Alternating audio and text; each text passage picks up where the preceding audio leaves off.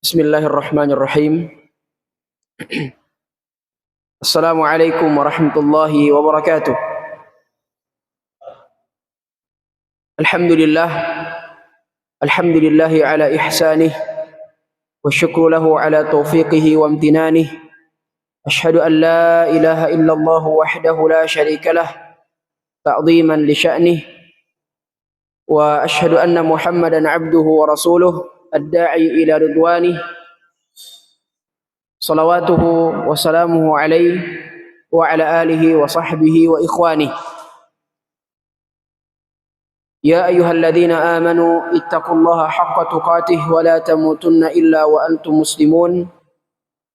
Ya ayyuhan nasu ittaqu rabbakumul ladzi khalaqakum min nafsin wahidah wa khalaqa minha zawjaha wa bassa minhuma rijalan katsiran wa nisaa'a wattaqullaha alladzi tasaaluna bihi wal arham. Inna Allaha kana 'alaikum raqiba. Ya ayyuhalladzina amanu ittaqullaha wa qulu qawlan sadida yuslih lakum a'malakum wa yaghfir lakum dhunubakum wa man yuti'illaha wa rasulahu faqad faza fawzan 'azima. Thumma amma ba'd. Ikhwatal iman, a'azzakumullahu ta'ala jami'an, para jamaah salat maghrib, bapak-bapak, para ikhwah, para asatizah dari Dewan Pengurus Daerah Wahda Islamiyah Wajo, hafizakumullahu ta'ala jami'an. Alhamdulillah, kita bersyukur kepada Allah Subhanahu wa ta'ala atas nikmat yang diberikan pada kita semua, nikmat ukhuwah, nikmat Islam, nikmat iman, nikmat al-ilm, dan begitu banyak nikmat yang Allah Subhanahu wa ta'ala berikan pada kita. Dan ketahuilah para ikhwah, para jamaah sekalian, bahwa ketika kita duduk di majelis ilmu, maka itu adalah nikmat yang sangat agung, nikmat yang sangat besar yang Allah Subhanahu wa ta'ala berikan pada kita. Karena di dalam majelis ilmu terkumpullah seluruh keutamaan-keutamaan yang tidak kita dapatkan dengan amalan-amalan yang lainnya. Seperti misalnya ganjaran orang yang mencari ilmu atau menuntut ilmu, Allah Subhanahu wa ta'ala akan mudahkan perjalanannya kepada surga Allah Subhanahu wa ta'ala. Dan juga kita bersyukur kepada Allah Subhanahu wa ta'ala atas nikmat ukhuwah, nikmat kita disatukan oleh Allah Subhanahu wa ta'ala. Kita bersyukur kepada Allah Subhanahu wa ta'ala atas nikmat ini, kita disatukan di atas jalan yang diridhai oleh Allah Subhanahu wa ta'ala. Kita disatukan oleh Allah Subhanahu wa ta'ala di rumah, di antara rumah-rumah Allah Subhanahu wa ta'ala yang mulia ini. Maka ketika ukhuwah itu retak, ukhuwah ketika itu rusak, maka ingatlah ya bahwa kita ini pernah berukhuwah, kita ini pernah bersaudara. Dan ini sering terjadi kepada kita yang berukhuwah, kita yang menjunjung sebuah persatuan. Ya, terkadang kita mendapatkan persatuan itu mulai retak, persatuan itu mulai longgar, tidak sama dengan yang lainnya. Dan juga kita bersyukur kepada Allah atas nikmat hidayah yang Allah Subhanahu wa ta'ala berikan kepada kita, termasuk nikmat kita bisa sholat di masjid. Ya, nikmat kita bisa sholat di masjid.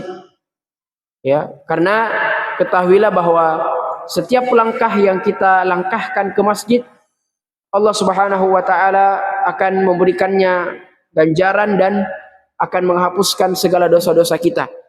Nabi SAW bersabda dalam hadis yang sahih, diriwayatkan oleh Imam Ahmad, ya, Nabi SAW bersabda, kullu khutwatin yakhtuha ila salati yuktab lahu biha hasanah wa yumha lahu biha sayyi'ah.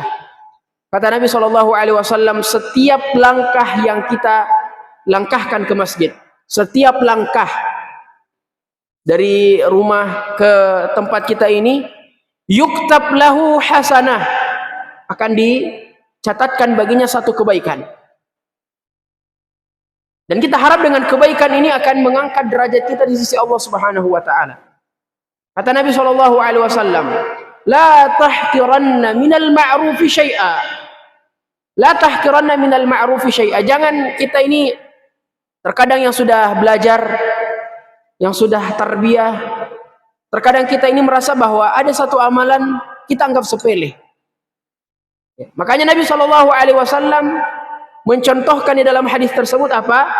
Walau antalqa bi akhika biwajhin talqin, atau kama qala Nabi sallallahu alaihi wasallam. Ya.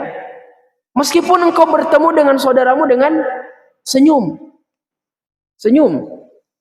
Karena terkadang kita ini ya mahal senyumnya. Maka dengan kita bertemu dengan saudara dengan amalan yang sederhana ini, senyum akan mengangkat derajat kita di sisi Allah Subhanahu wa taala. Ikhwatal iman, azakumullahu taala jami'an. Tema kita pada malam hari ini adalah bekal hati untuk menyambut bulan yang suci, atau bekal untuk menyongsong Ramadan yang mulia. Jamaah sekalian yang dirahmati oleh Allah Subhanahu wa taala, di hari-hari kita ini kita telah memasuki di bulan Rajab. Ya, di bulan Rajab. Dan secara umum bulan Ramadan juga termasuk bulan-bulan yang diciptakan oleh Allah Subhanahu wa taala, bulan Hijriah, ya. Karena generasi kita sekarang ini lebih hafal kalender Masehi, Miladiah, daripada menghafal kalender Hijriah. Kata Allah Subhanahu wa taala untuk itu dalam surah At-Taubah, mungkin sudah masyhur, Allah Subhanahu wa taala berfirman, "Inna iddatasy syuhuri 'indallahi 12 syahran fi kitabillah yauma khalaqas samawati wal ard minha arba'atun hurum dzalika ad-dinul qayyim fala tadhlimu fihinna anfusakum." Kata Allah Subhanahu wa taala dalam surah At-Taubah, sesungguhnya bilangan bulan dalam Islam itu ada 12. Iddatasy syuhur, bilangan bulan dalam Islam ada 12, 12 syahran fi kitabillah, dalam yang telah ditentukan oleh Allah Subhanahu wa taala sejak diciptakan langit dan bumi. Yauma khalaqas samawati wal ardi minha arba'atun hurum. Dan di antara 12 bulan yang Allah Subhanahu wa taala tetapkan, ada 4 bulan yang Allah Subhanahu wa taala haramkan. Atau bahasanya ada 4 bulan yang Allah Subhanahu wa taala khususkan dari 12 bulan yang Allah ciptakan. Dzalikad dinul qayyim, itulah agama yang lurus, yaitu agama Islam. Itulah agama yang lurus. Itulah agama yang diridhai oleh Allah Subhanahu wa taala. Kata Allah dalam surah Al-Imran, "Innad dina 'indallahil Islam." Sesungguhnya agama yang diridhai, agama yang disahkan oleh Allah Subhanahu wa taala apa? Agama Islam. Itu tafsiran dzalika dinul qayyim fala tadhlimu fihinna anfusakum. Setelah Allah Subhanahu wa taala menyebutkan 4 bulan itu, arba'atun hurum, Allah berpesan dan Allah menegaskan kepada kita semua ini, jangan kita membolimi diri-diri kita di 4 bulan tersebut. Fihinna, dhamir hunna kembali kepada arba'atun hurum. Fala tadlimu fihinna anfusakum. Jangan kalian membolimi diri kalian di 4 bulan tersebut. Karena 4 bulan tersebut adalah bulan haram. Bulan dikhususkan oleh Allah. Dan ketika Allah Subhanahu wa taala mengkhususkan satu zat, mengkhususkan sesuatu, maka itu menunjukkan ada ta'zim, ada keagungan di dalam sesuatu yang Allah khususkan tersebut.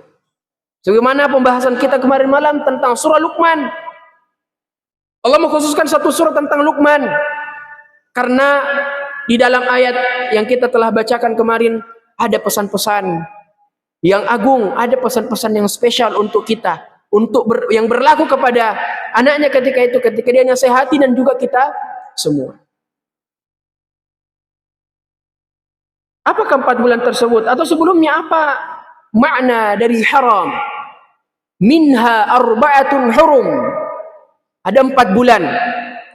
Muharram, Dzulqa'dah,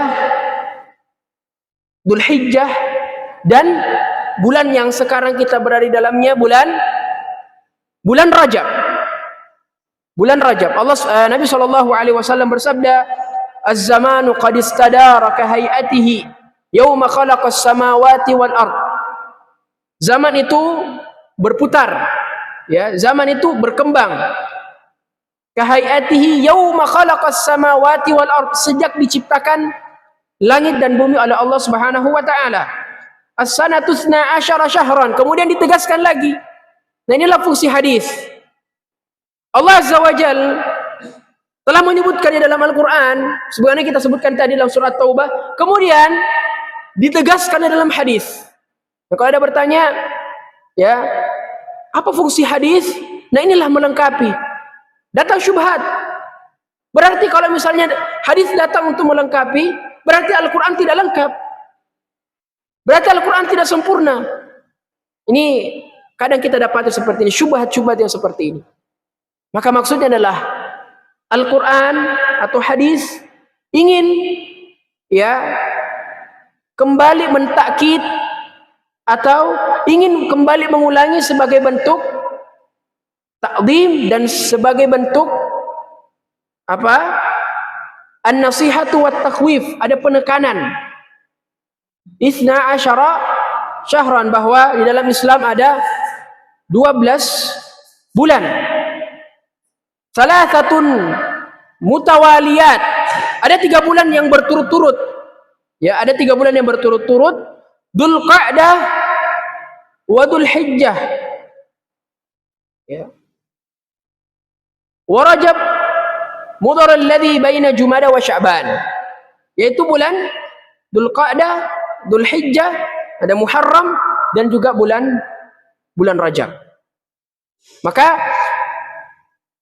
ini 4 bulan yang diharamkan oleh Allah Subhanahu wa taala. Sekarang apa makna haram?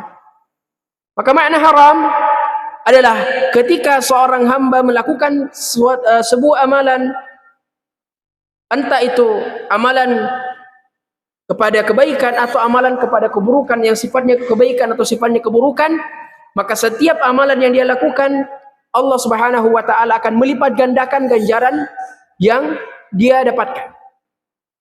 Artinya, makanya kenapa Allah mengatakan fala tadlimu fihinna anfusakum, jangan kalian menzalimi diri kalian ketika itu.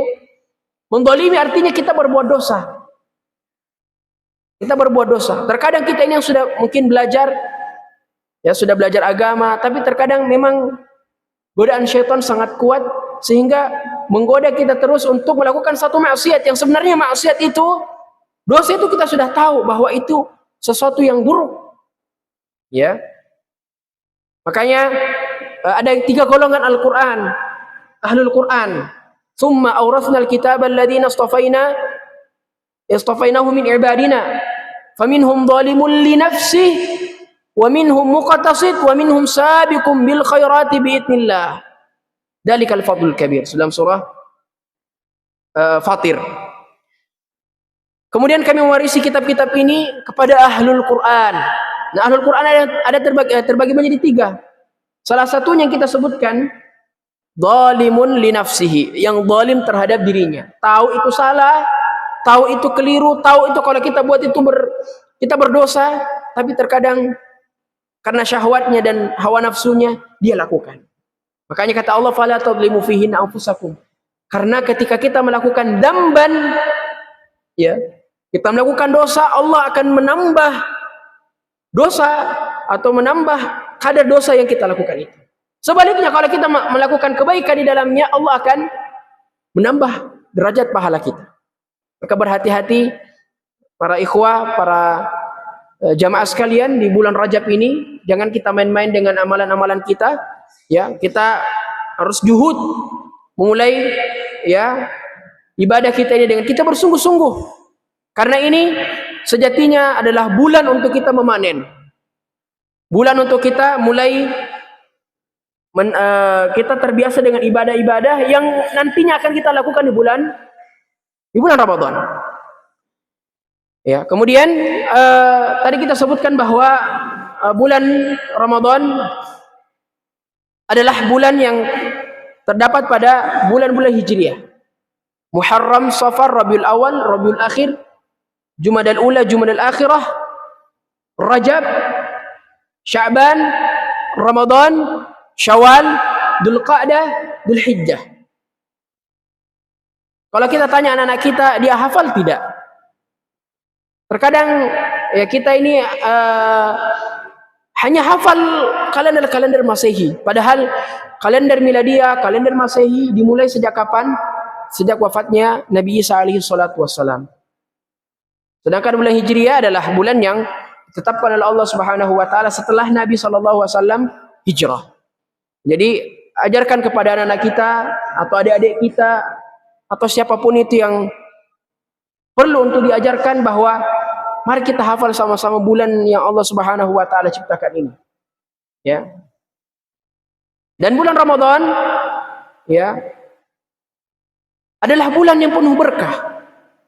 Ini kurang lebih 1 bulan lagi nih kita akan masuk kepada bulan Ramadan biidznillah taala. Allahumma barik lana fi Rajab wa Sya'ban wa ballighna Ramadan. Ya Allah, ya, berkahilah kami di bulan Rajab dan di bulan Sya'ban, dan pertemukanlah kami dengan bulan Ramadan. Ini doa Nabi SAW dan doa para salafus saleh. Maka bulan Ramadan adalah bulan yang begitu luar biasa, bulan yang diimpikan, dan ketika Ramadan datang, hamba-hamba Allah Subhanahu wa taala bergembira dengan kedatangannya.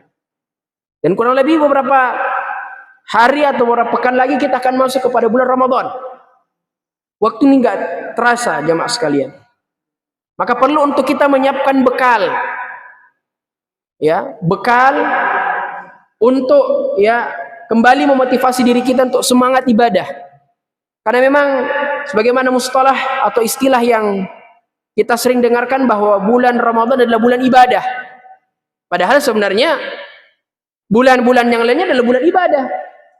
Makanya nasihat para ulama, la takun ramadhaniyan, la takun ramadhaniyin. Jangan kalian menjadi ibadah Ramadan, ibadah atau seorang yang hanya ibadah di bulan Ramadan saja. Ya, akan tetapi jadilah kalian hamba Allah yang apapun bulan tersebut, kapanpun itu kita beribadah kepada Allah Subhanahu wa taala.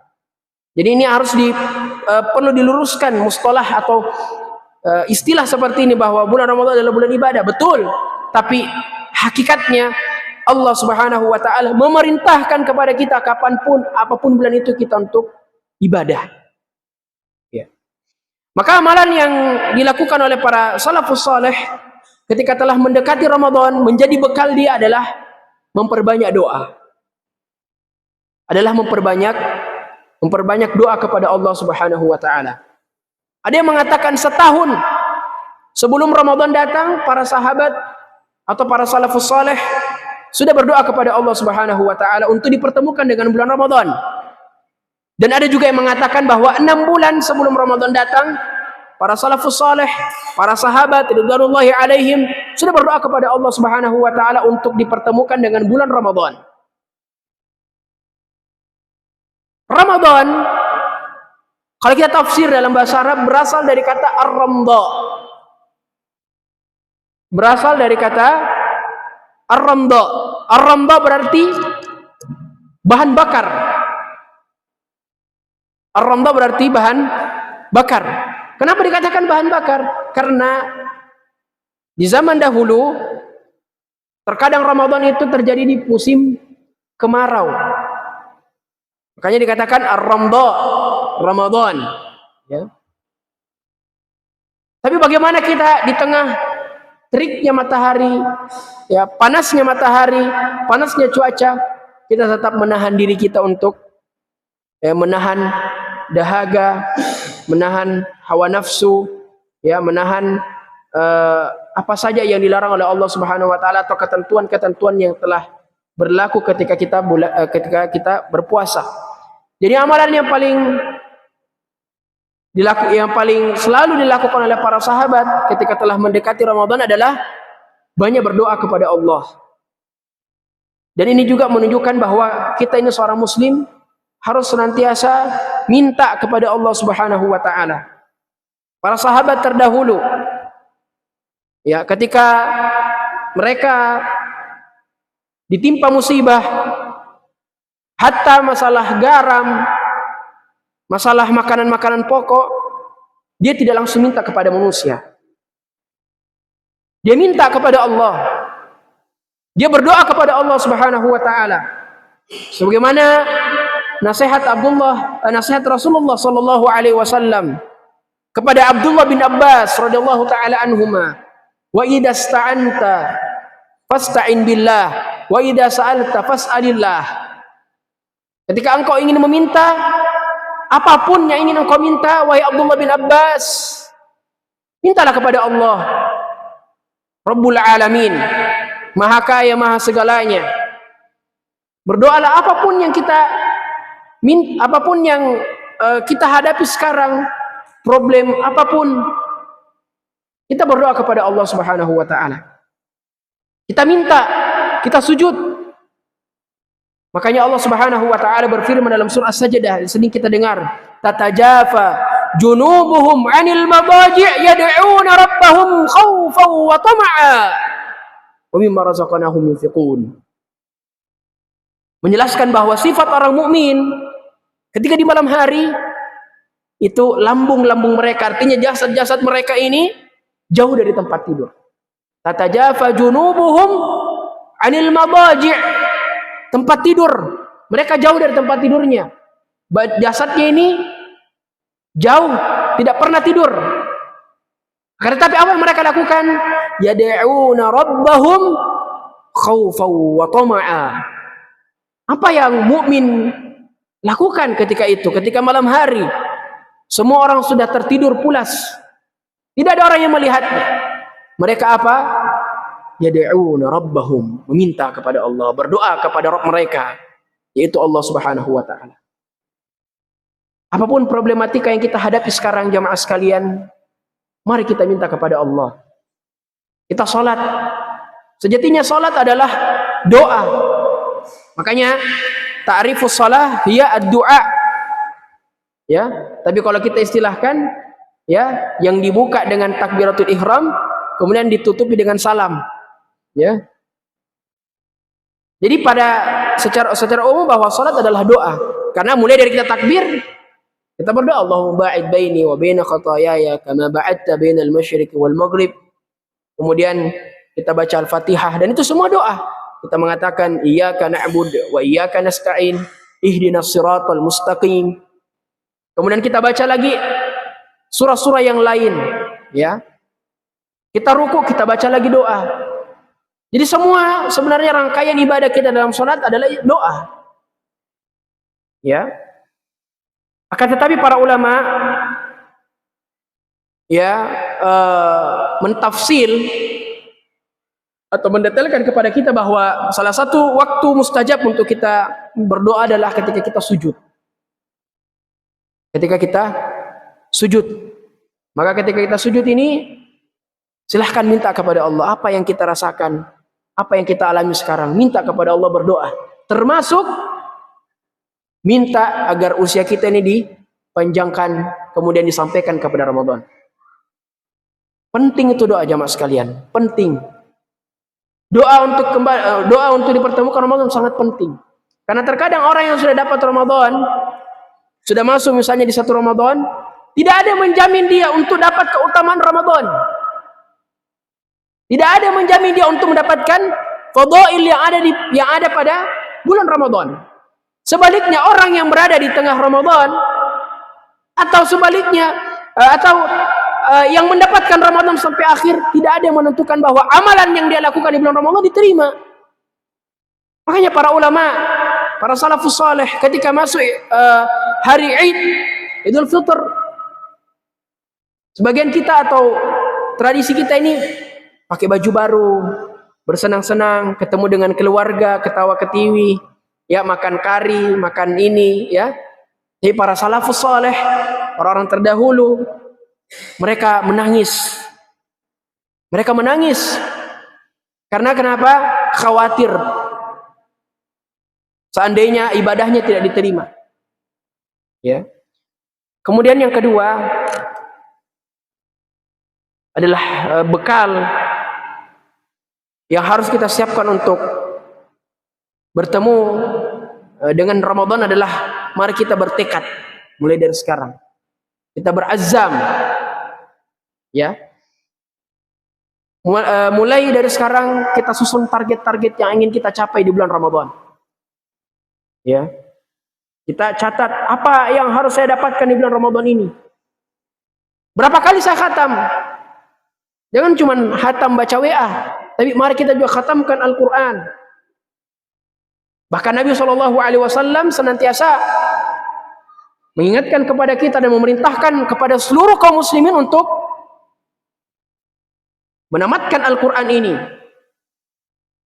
Kita misalnya target, bahkan ada teman kami di Stiba, ya, namanya Akh Yusran Ihsani, yang dapat hadiah umrah dari Ustadz Muhammad Fakhrul Razi Ansar, hafizahullahu wa ra'ahu, menamatkan Al-Quran sebanyak 60 kali selama bulan Ramadan. Subhanallah, 60 kali. Ya, 60 kali ini seperti imam kebiasaan para ulama, ya, termasuk Imam Asy-Syafi'i rahimahullahu taala. Diminta, ya siapa ketika itu Safar Rozi ada kegiatan dakwah di Stiba, jazakallahu khair. Siapa yang bisa menamatkan Al-Quran sebanyak 60 kali selama Ramadan ini, saya kasih umroh. Angkat tangan teman kami Yusran. Ya.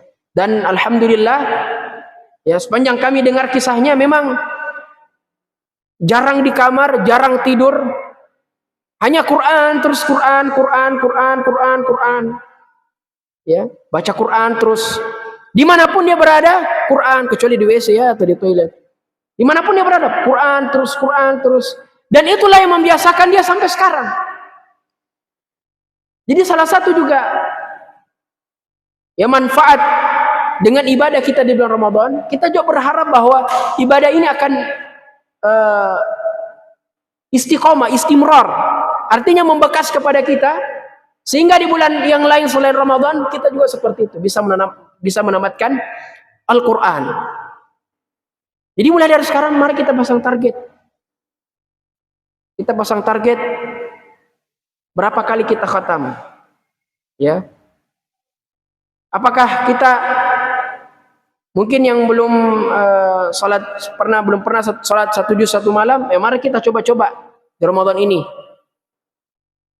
Yang mungkin belum pernah i'tikaf di 10 malam terakhir di bulan Ramadan, mari kita targetkan Ramadan ini kita i'tikaf. Ya.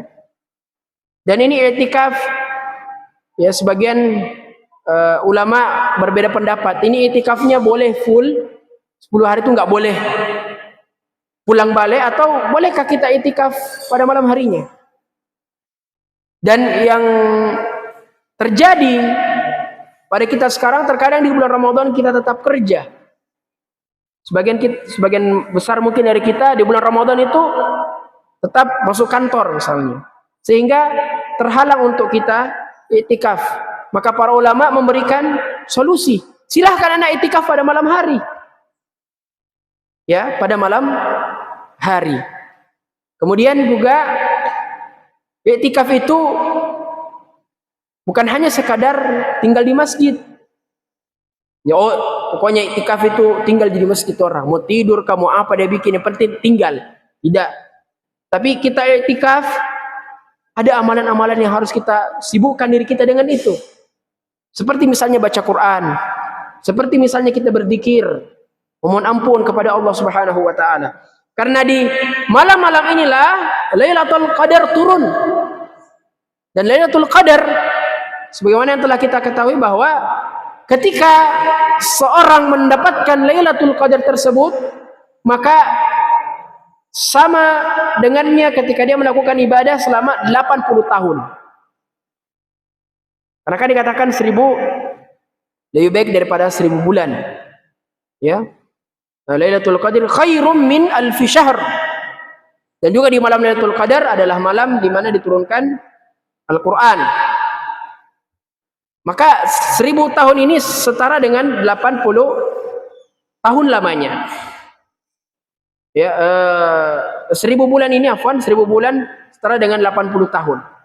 Ya, maka ketika seorang hamba melakukan ibadah di dalamnya, misalnya kita beristighfar atau kita baca Quran, dan ketika itu turun Lailatul Qadar malam itu kepada kita, maka dicatatkan pahala di sisi Allah Subhanahu wa taala.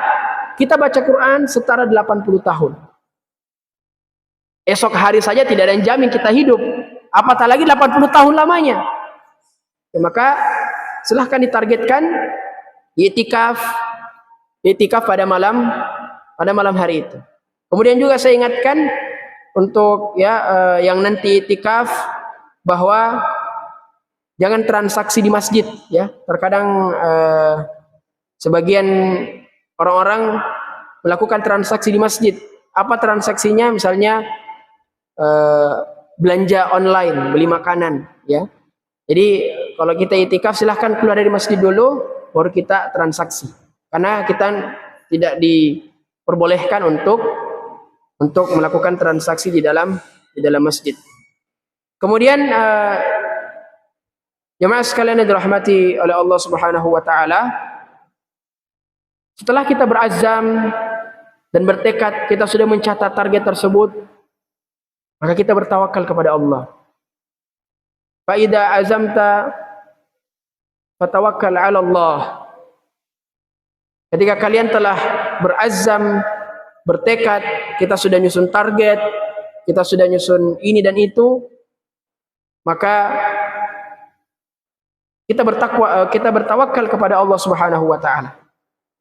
Ya, dengan tawakal yang sebetul-betulnya. Kemudian yang ketiga, bekal yang kita harus siapkan mulai dari sekarang untuk berjumpa dengan bulan yang mulia, bulan Ramadan, adalah membiasakan diri kita dengan melakukan amalan-amalan soleh, terutama amalan-amalan sunnah. Amalan-amalan sunnah. Terutama di bulan Rajab ini, dan kami sampaikan bahwa tidak ada amalan yang khusus dianjurkan kepada kita untuk dilakukan di bulan Rajab ini, tidak ada. Ya, tidak ada amalan khusus yang dianjurkan kepada kita semua untuk dilakukan pada bulan Rajab ini. Ya. Akan tetapi secara umum ibadah-ibadah yang sifatnya sunnah silahkan kita lakukan. Tapi sekali lagi tidak ada amalan khusus yang dianjurkan kepada kita untuk dilakukan di bulan Rajab. Istighfar, ya ada, ya mohon maaf, ada katanya salat raghaib, ya, yang tata caranya seperti dan seperti itu. Nah, ini hadis-hadis yang dia bawakan atau yang dia gunakan, kalau bukan dhaif, palsu. Kalau bukan dhaif, lemah, palsu. Karena kalau kita belajar mustalah hadis, Bapak-bapak sekalian, turunan hadis, salah satu yang membuat hadis tersebut menjadi dhaif atau palsu karena salah satu sanadnya ada yang cacat. Misalnya hafalannya tidak kuat. Salah satu dari perawi hadis tidak kuat hafalannya. Atau ada perawi hadis yang tidak pernah hadir di majelis Rasulullah SAW. Makanya para sahabat ridwanullahi alaihim, ketika telah sampai kepadanya satu hadis atau satu perkataan misalnya, kemudian dia bertanya kepada para sahabat, apakah betul ini? Sampai-sampai mereka mendatangi siapa? Rasulullah SAW. Ya Rasulullah, telah sampai kepadaku perkataan yang seperti ini, doa yang seperti ini. Apakah betul? Ketika Nabi SAW menjawab bahwa betul, maka dia lakukan dengan sabda tersebut. Akan tetapi ketika Rasulullah menjawab tidak, maka para sahabat tidak melakukannya. Maka sibukkan diri kita ini dengan amalan-amalan saleh. Bahkan Rasulullah sallallahu alaihi wa ala alihi wasallam ketika telah dekat Ramadan, beliau merutinkan untuk berpuasa. Ya, berpuasa. Yang mungkin belum pernah terbiasa dengan puasa, silahkan kita mulai puasa Senin Kamis misalnya. Puasa ayamul bid, ya, puasa putih. Atau puasa-puasa yang lainnya. Ya. Sehingga ketika Ramadan telah datang, maka telah terbiasa bagi kita untuk melakukan ibadah tersebut. Atau yang belum pernah salat malam misalnya, qiyamul lail, belum pernah kita hidupkan malam-malam kita, maka mulai dari sekarang, ya, kita bangun salat malam. Bahkan Allah Subhanahu wa taala menegur Rasulullah, ya ayyuhal muzammil atau ya ayyuhal mudaththir qum fa'anzir.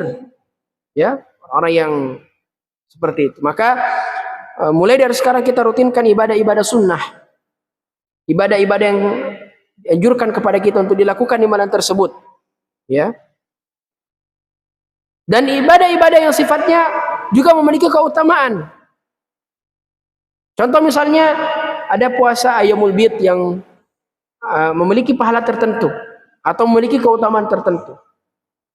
Ya, kemudian dan ingat ya, puasa-puasa yang sifatnya memiliki keutamaan seperti mengampuni dosa atau seperti hadis yang kita sebutkan di muqaddimah, kullu khutwatin yaqutuha ila salati yuktab lahu biha hasanah wa yumha lahu bihi sayyi'ah. Ya, yang berjalan setiap langkah yang kita langkahkan ke masjid akan ditambah atau diganjar dengan pahala dan juga dihapuskan dosa-dosanya. Maka kita perlu paham bahwa dosa-dosa yang dimaksudkan di sini adalah dosa-dosa yang kecil. Ya, bukan dosa-dosa yang besar. Seperti misalnya juga puasa Asyura, puasa Tasu'a, puasa 9 Dzulhijjah, puasa Arafah dan seterusnya yang mengampuni dosa-dosa setahun yang lalu dan setahun yang akan datang. Maka dosa-dosa yang seperti ini adalah dosa-dosa yang kecil yang dihapuskan oleh Allah Subhanahu wa taala. Adapun dosa-dosa besar yang qadarullah atau kita pernah lakukan, maka perlu dengan taubat.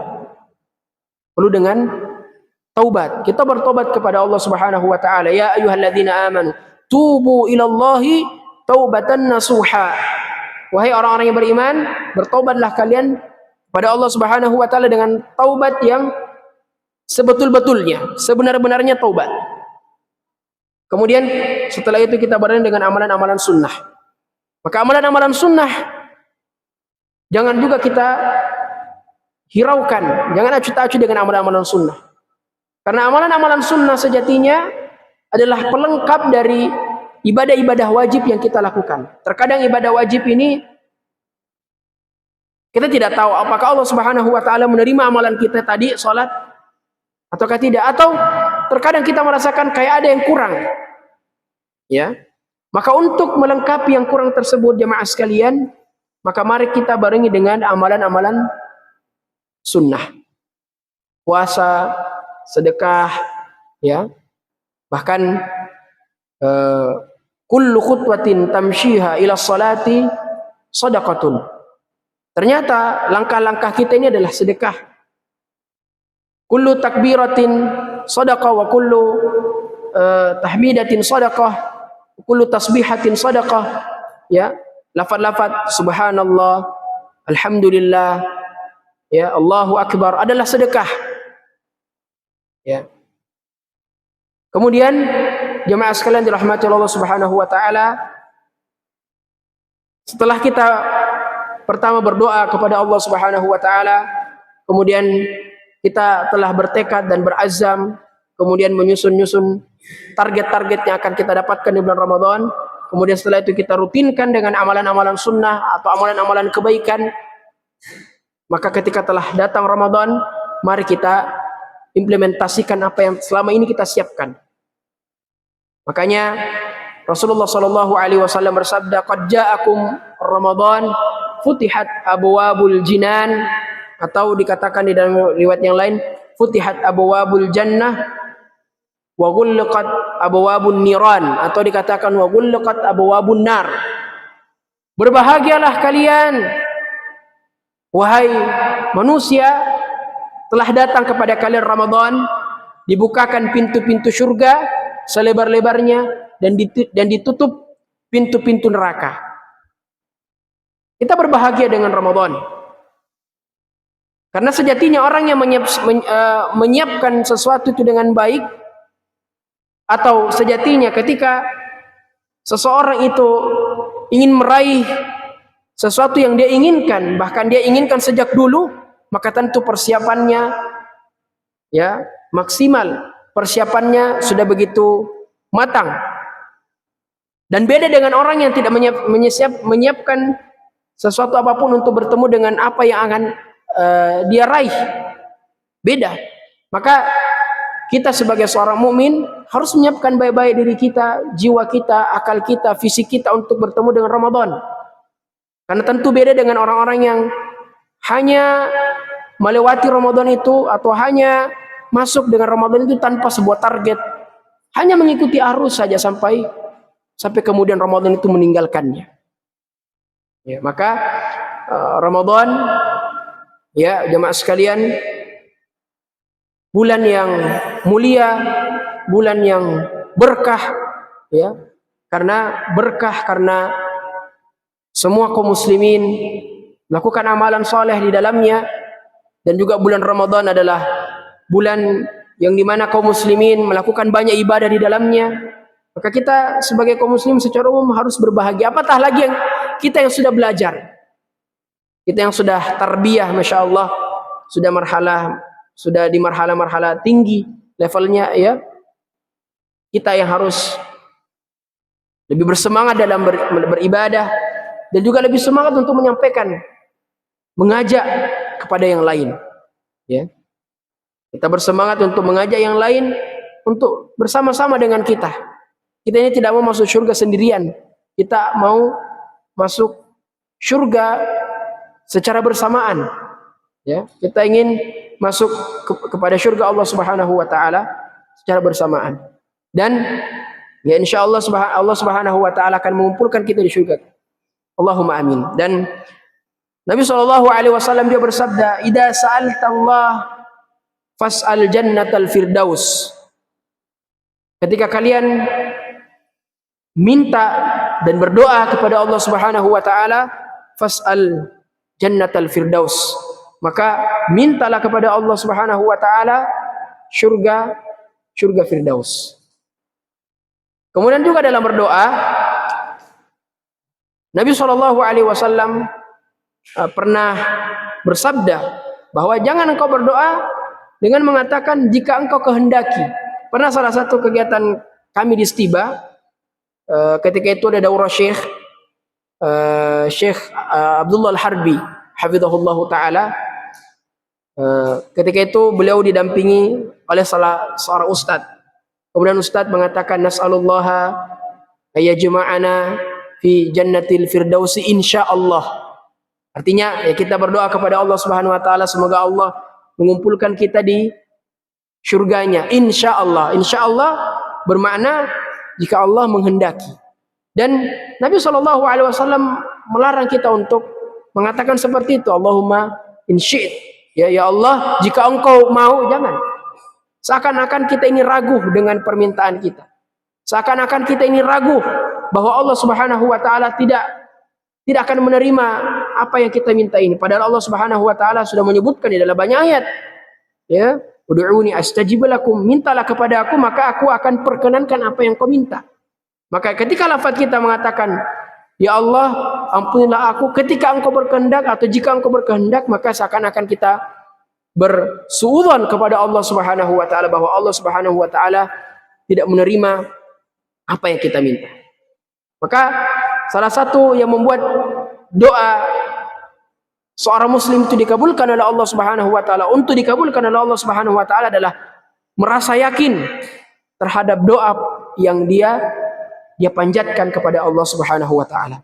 Maka kita minta kepada Allah Subhanahu wa taala semoga kita dimasukkan ke dalam surga Allah Subhanahu wa taala. Kita dipertemukan dengan bulan Ramadan dan juga kita bisa memaksimalkan ibadah di dalamnya, karena subhanallah ibadah yang kita lakukan di bulan Ramadan ini sangat berlipat-lipat ganda.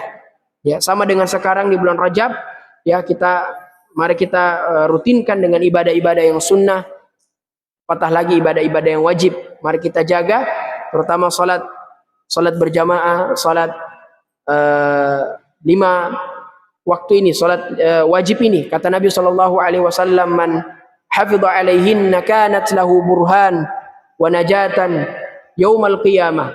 Barang siapa yang menjaga salat ini, kanat lahu burhan wa najatan wa nuran yaumal qiyamah, kama qala Nabi SAW. Barang siapa yang menjaga salat ini, salat 5 waktu, kanat lahu burhan, akan dimudahkan ketika dia dihisab oleh Allah Subhanahu wa taala. Ketika ditanya, dia mudah untuk menjawab pertanyaan tersebut. Wa najatan, dan kesuksesan, kelulusan, kemudahan.